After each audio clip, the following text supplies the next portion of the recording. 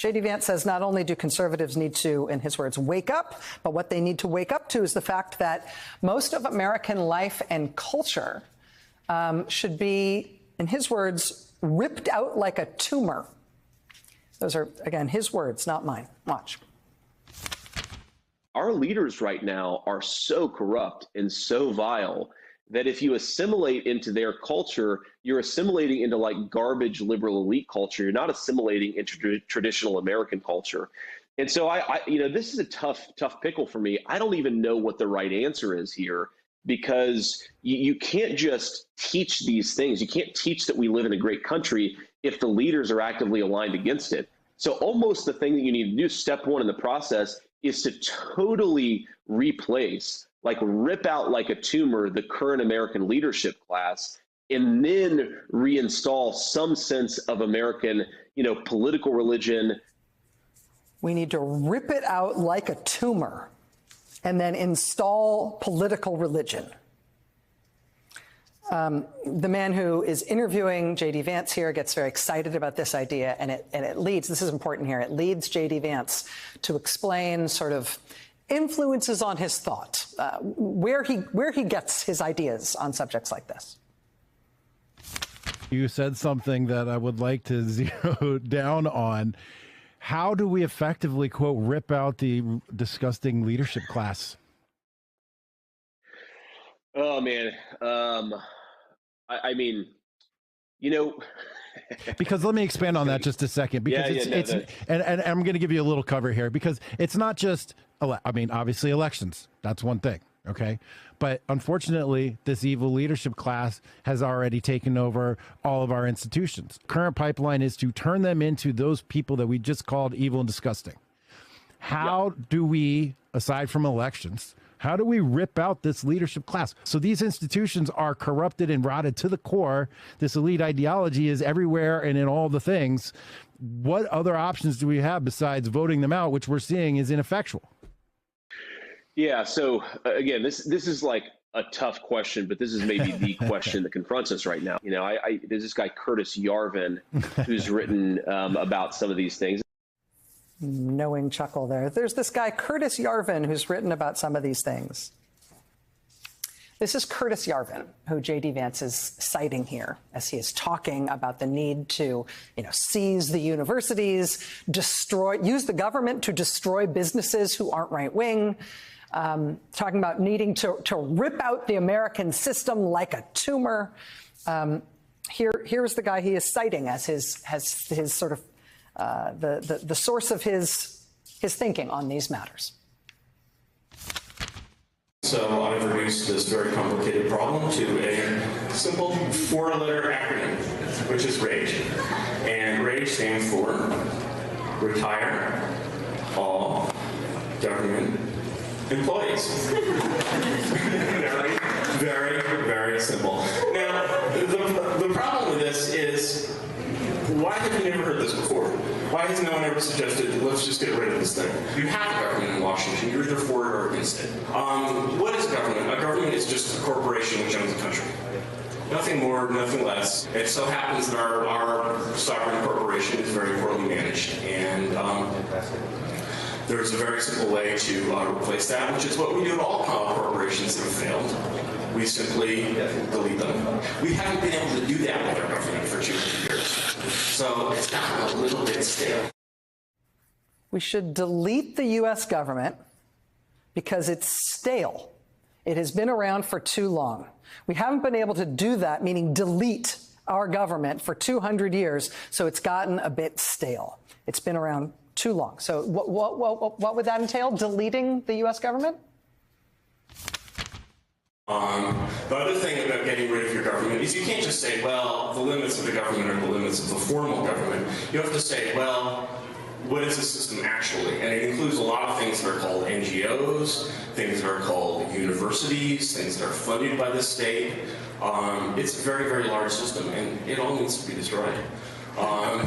Fortunately, there's a lot of talented Americans who actually know how to run things and make things work and are generalists. And you can just get these people, put them in a position of responsibility, and have them do their thing.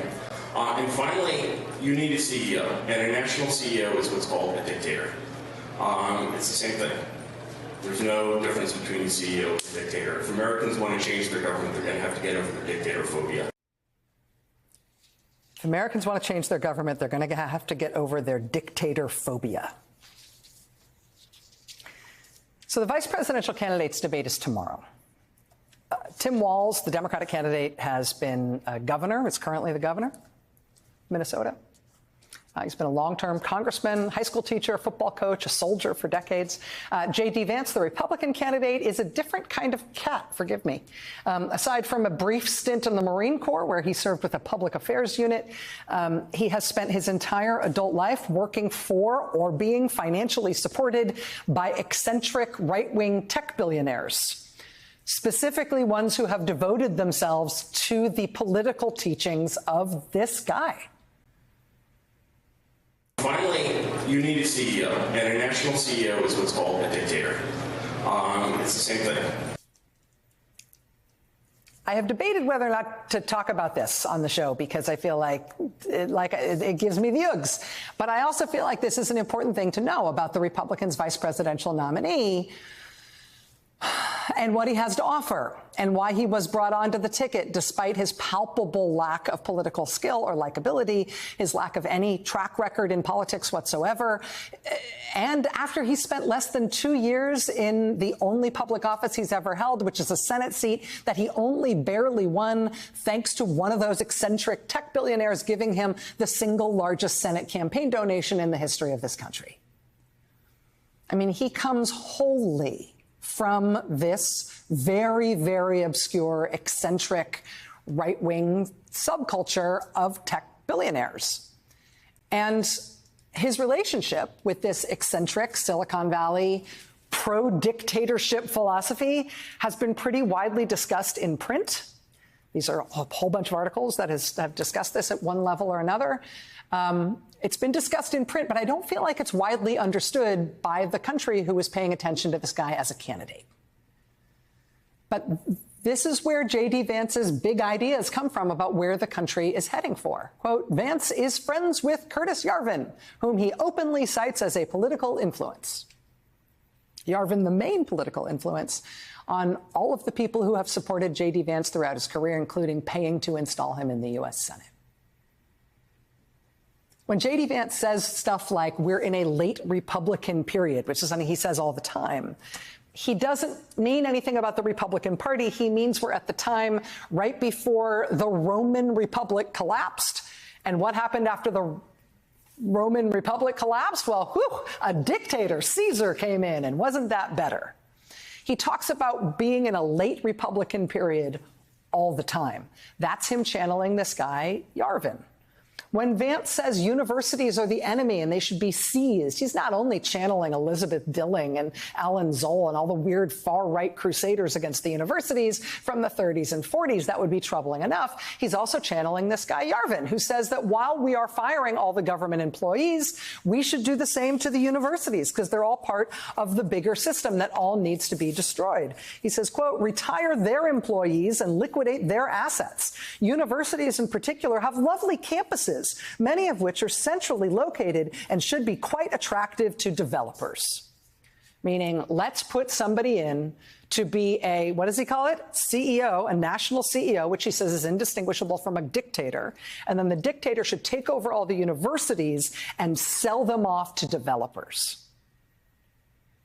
This is literally a pro-dictatorship, pro-monarchy philosophy that is not just about ending the U.S. system of government, deleting the U.S. government, but then using the power of a dictator to dismantle universities, dismantle businesses, to dismantle all of civil society, to instead install a whole new system controlled by the state that serves just the desires of the dear leader.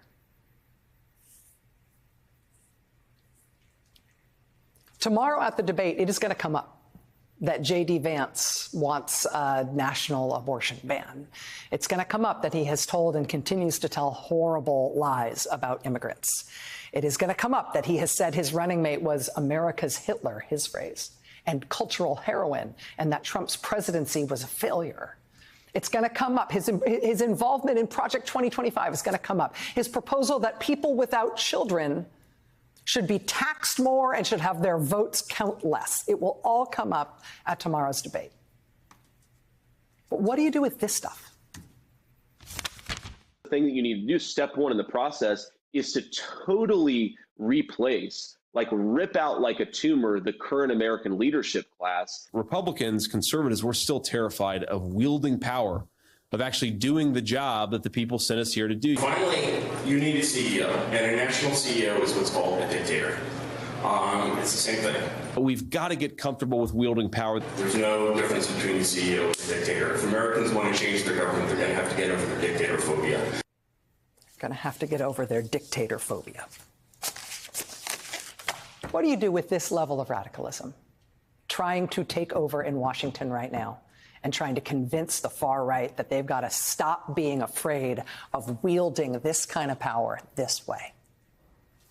What do you do with this? At the debate tomorrow, in the campaign in general? I don't know, but we got to do something with it. Watch this space.